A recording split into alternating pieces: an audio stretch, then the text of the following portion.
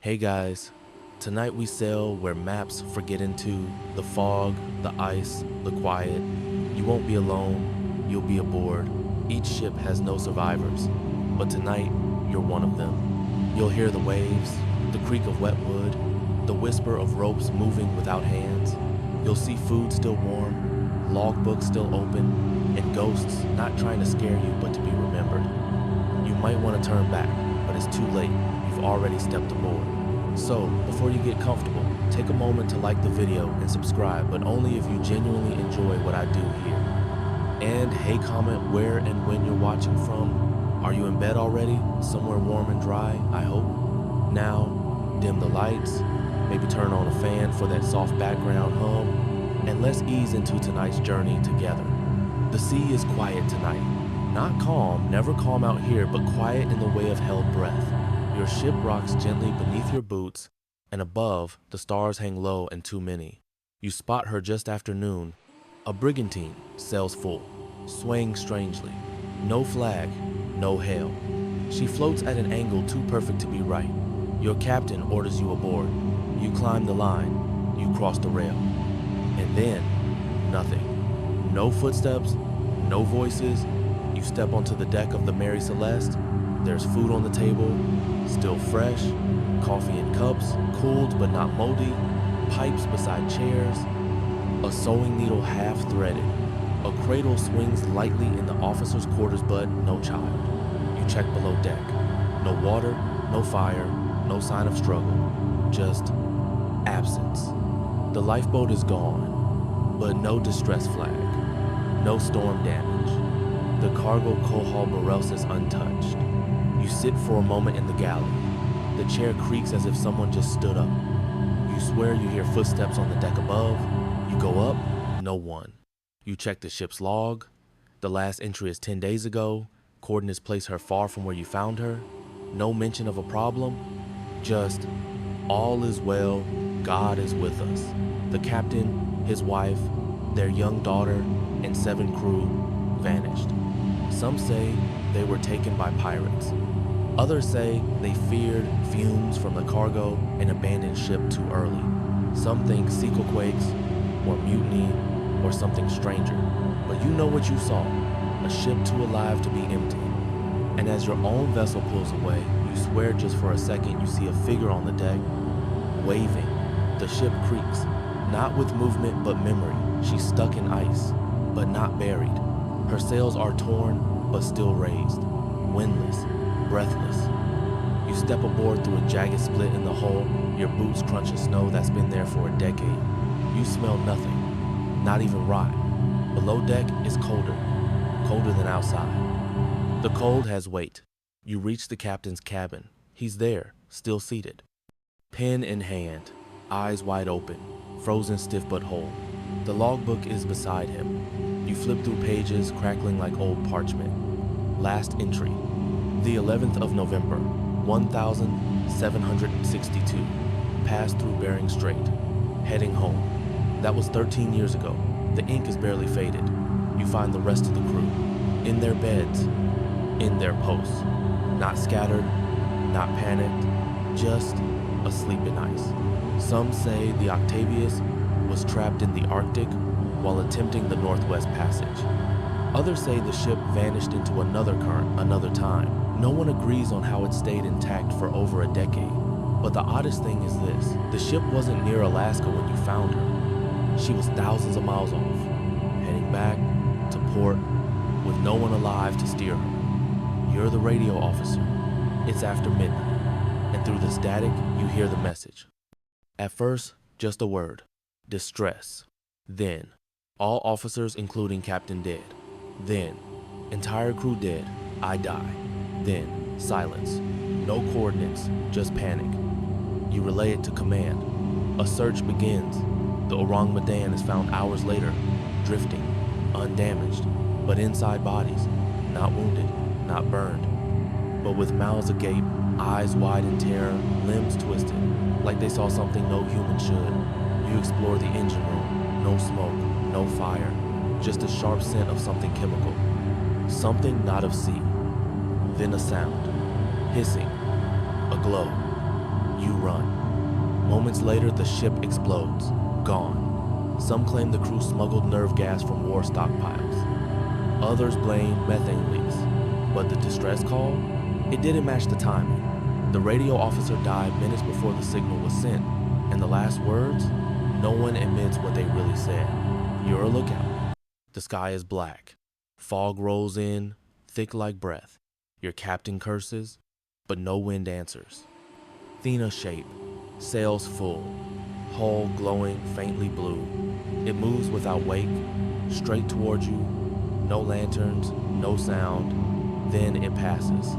Close enough to see ropes moving. Close enough to see shadows pacing. Close enough to see no eyes. Just empty sockets where eyes should be. And then it vanishes.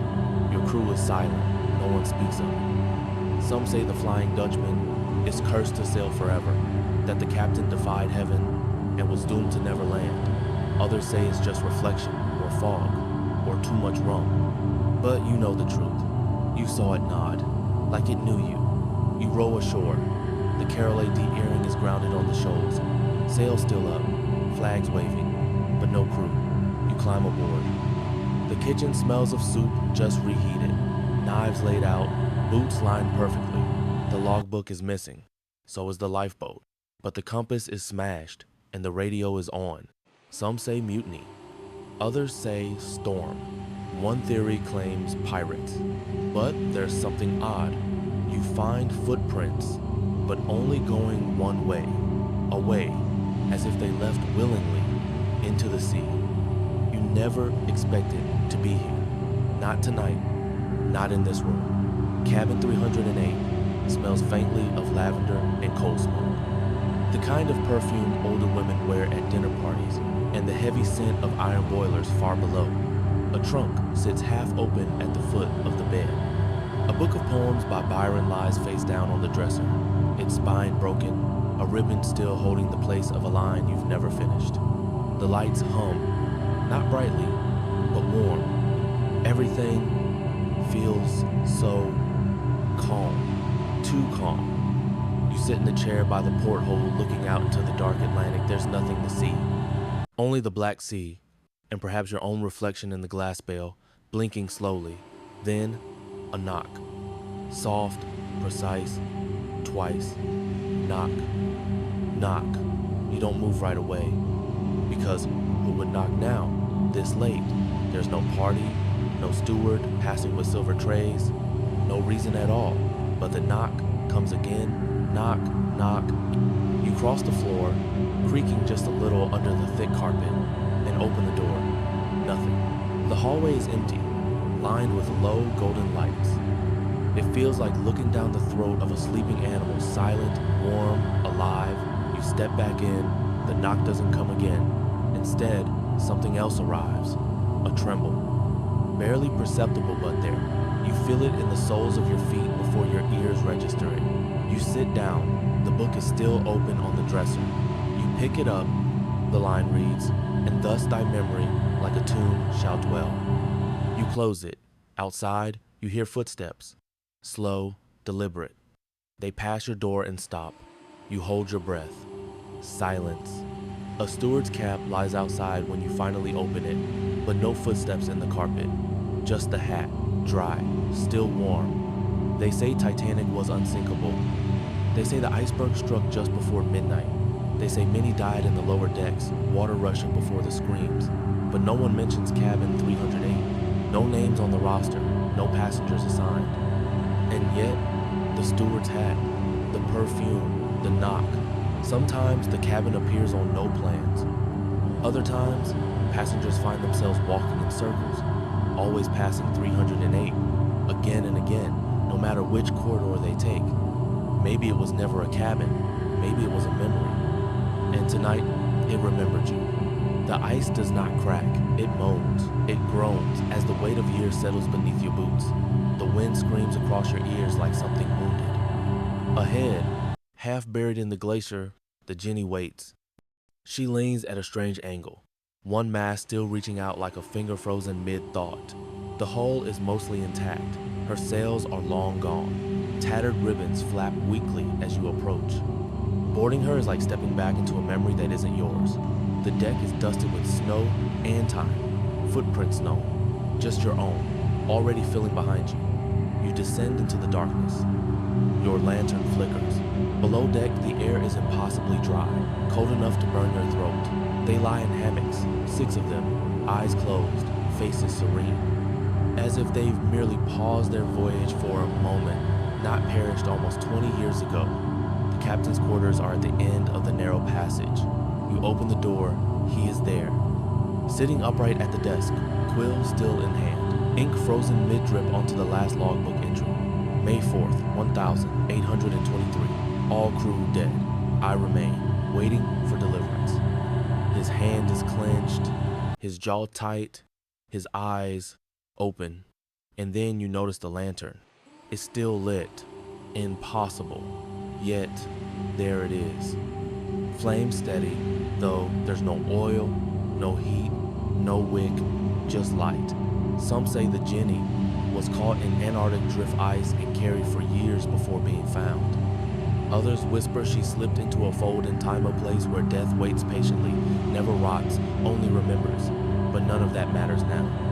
Because as you leave and glance back, you see the captain move, just slightly, enough to dip the quill and begin the next line. You step into the bell like entering a coffin of steel, cold and narrow.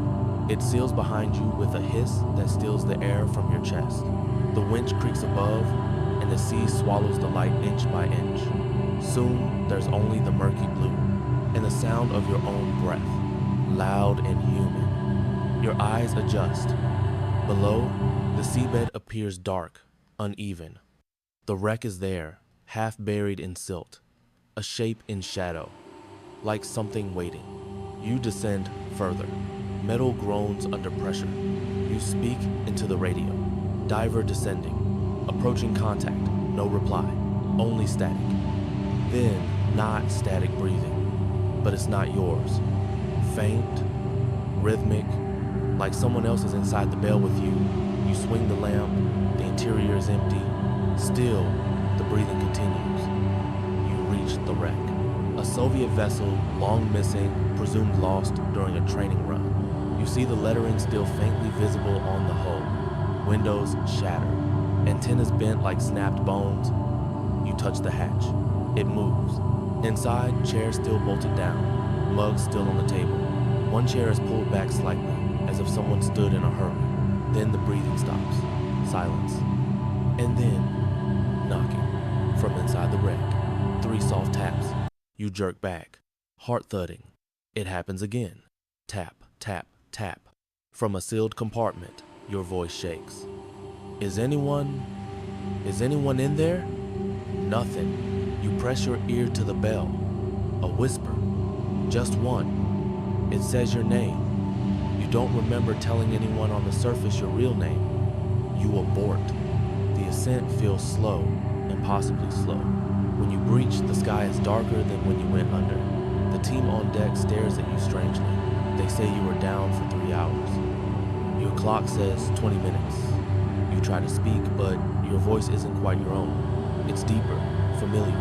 You dream of the knocking every night afterward. And just once you find water pooling at your doorstep, salt water, and 3 faint taps on your bedroom wall. The harbor workers saw her first. A bark on the horizon, moving too smoothly. Sails taut though, there was no wind.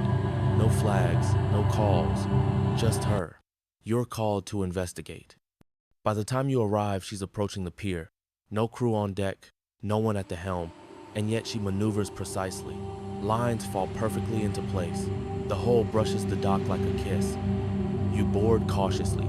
The deck is immaculate. Below, the galley smells faintly of citrus and ink. Candles have burned halfway down, still warm. Books lie open, pens uncapped. A cup of tea still steaming. No signs of panic, no logs. Only a mirror at the helm, not a wheel. A mirror. You stare into it. It does not reflect you. Instead, it shows the dock.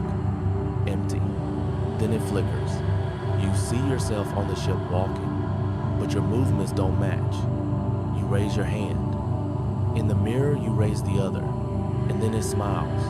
You don't. Some say the ship was a ghost vessel from another time, caught in currents of memory. Others believe it was manned by shadows who simply stepped off before the light returned. But deep down, you know, that smile in the mirror is still watching. You don't see her at first. You hear her. A soft hum rising and falling like the tide. A lullaby. Not in any language you recognize, but soothing, ancient. You step onto the upper deck. Moonlight paints everything silver. The sails glow faintly, unmoving in the still air.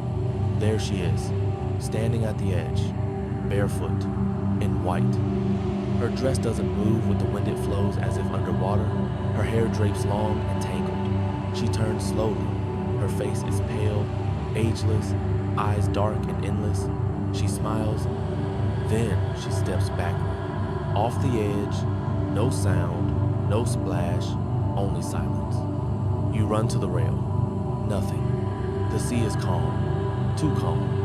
You wait, you listen, no voice. Just that song. Later, your ship logs show no record of any woman aboard. No passenger manifest lists her name. No crew remembers seeing her, but that night, all agree. No one slept. And every mirror on the ship fogged at the same time. Some say she was a widow lost to the sea. Others say she was never living at all. But you remember the song, and sometimes, late at night, you catch yourself humming it. You descend slowly, each kick of your flipper stirring up clouds of dust from the seafloor. The sun above dims to murk, until you're surrounded by a quiet, liquid twilight. The wreck appears ahead, twisted, eaten by salt and time. But as your hand touches the corroded railing, you hear something that shouldn't be here. You pause. Nothing mechanical should survive this deep, not this long, yet the sound is unmistakable. You follow it. Deeper inside the wreck, past broken walls and swaying cables. There's no light but yours, and still it ticks, like something waiting to be found. You reach a sealed cabin. The door is rusted, almost fused to its frame. You push. It gives. Inside, floating in the still water, is a small wooden box. You open it. A clock. Brass, unblemished. Hands spinning backwards. You watch, transfixed. The ticking grows louder, not in your ears, but in your mind. Like it's inside your thoughts now. Rearranging something. You rise quickly. Your lungs burn. The sea pushes against you like a wall. You breach the surface. Gasp. Cough. But something's wrong. The boat is gone. The sky has changed. You check your watch, it's stopped. Your diving partner finds you hours later, adrift. Where were you? They ask. You vanished for 2 days. You say nothing. Later, in your hotel room, you hear it again. And when you look in the mirror, you look just a little bit younger. The cargo ship groans beneath your feet. The grain room is sealed tight, but the captain wants it checked. Strange noises. Shifting weights. No infestation found. Just something moving. You unlock the hatch. A stale gust hits you in the face. Dry like old breath. Inside, sacks of wheat stretch wall to wall, stacked perfectly. Untouched. Or so you think. You descend the metal ladder. Flashlight flickering. Dust hangs in the air like ash. Then movement. One sack slides. Then another. You freeze. You swing the light wildly. Nothing. Just grain. You reach the far wall. There a handprint. Small, child-sized. Pressed into the dust of a wooden beam. Then another. Higher. And another. They form a path up the wall impossible for any human to climb. The door slams above. You scramble. The light dies. In the dark, the whispers stop. You press your ear to the wood. A single voice, soft and tired. Still hungry. You're out in seconds. The hatch is welded shut the next day. But weeks later, when they unload the ship at port, one sack is heavier than the rest. Inside, no grain. Only dust. And a small, perfect handprint pressed against the inside. You've been sailing for 5 days, and the sea has not moved. No birds, no waves, no wind. Your captain says it's just a calm. You know better. You throw a bottle overboard. It floats beside the ship for hours, never drifting back, never pulling ahead, just there. Your compass spins slowly. The sky stays cloudy, sunless. The crew starts to whisper. You check the hull. No barnacles, no salt, no movement. You sleep. And dream the same dream each night. You're walking below deck, but each corridor leads you back above, over and over, until one night you wake on the deck, standing, eyes open. You were sleepwalking, but your boots are dry, meaning you never came up the ladder. One sailor jumps overboard. You all watch as he hits the surface, but the splash never comes. He's just gone, as if the water swallowed the sound. You wait, still no wake. When you finally reach port, the ship docks itself. And in your cabin, carved into the wall, you find the words, "This is not your first voyage." He was already at the wheel when you boarded, silent, tall, impeccably dressed in black, his hat low, face mostly in shadow. He did not speak, but the ship obeyed him. Storms parted. Whales circled without fear. The crew followed, though none claimed to have met him before. You watched him for days. He never blinked, not once. His eyes stayed fixed on the horizon. Even when rain fell, even when sun seared his face. One night, you approached. "You never sleep?" You asked. He didn't reply, but his lips curled into a smile that didn't match the rest of him. Then he turned and walked through a locked door without touching it. You broke in later with the bosun. Inside a portrait of him, painted in oil, dated 1872. Same face, same uniform, but with a black ribbon, a memorial. You run to the deck. He's gone, but the wheel is still turning by itself, and far ahead where sea meets sky, you see him standing on the waves. You find the ship docked at a place, not on any map. The wood is warm as if it has been sailing in sun, but the sky is overcast. The air is still. You board alone. No footsteps echo. The floorboards are quiet, as if listening. You wander until you find the captain's cabin. The door opens easily. Inside, silence. Only a logbook rests on the desk, clean, untouched. You flip through pages. Dates you don't recognize. Places you've never seen. Names unfamiliar until the last page. There it waits. Your name, signed, in ink, not yet dry. Below it, "We always return to the sea." You don't remember writing it, but you recognize the handwriting. The lamp above you flickers. The room tilts. You run to the deck. The dock is gone. The world is gone. Only sea. And the ship begins to move, with no sails, with no anchor raised, just forward, into the fog. You try to scream, but instead, you whisper. Logbook closed, and the ink dries. You wake. Or perhaps, you never really slept. The ship doesn't rock anymore. The air is syrupy still, as if the ocean itself is holding its breath. You expect dawn, but the sky remains an endless velvet bruise. No sign of light, no shift of time. The bell doesn't ring. Your cabin lantern flickers once, then steadies. Outside your porthole, the stars have vanished. There's no horizon, just a black so deep it presses against your ribs. You rise barefoot to the deck. The boards underfoot feel unfamiliar colder, like they've aged 100 years since you last stepped on them. Even the ropes seem quiet, unmoving, as though they too are waiting for something. Far in the mist, a soft knocking echoes. Not loud, not urgent, just patient. You follow the sound, but the closer you get, the less you can place it. Is it coming from above, below? From inside you, people have whispered of silent nights that last too long, moments when time refuses to pass. Old sailors call it the still watch, a pocket of time where no god, ghost, or clock reigns. Just breath and memory. You grip the rail. The ocean, blanket black, does not respond. Somewhere, you think you hear the captain say, "Don't wait for the sun. It won't find us." The captain's door creaks open before you even touch it. Inside, you are met not with the usual scrolls or maps, but a single painting. A woman, pale, serene. Her eyes do not follow you, and yet you feel watched. The room smells of lemon oil and old tobacco, but faintly like a memory on someone else's breath. The captain is nowhere, but his coat is draped over the back of the chair, still warm. On the desk, a journal open to a page where ink bleeds from soaked parchment. You lean closer. The words read, "She hears the bell even when it doesn't ring." You don't know who she is.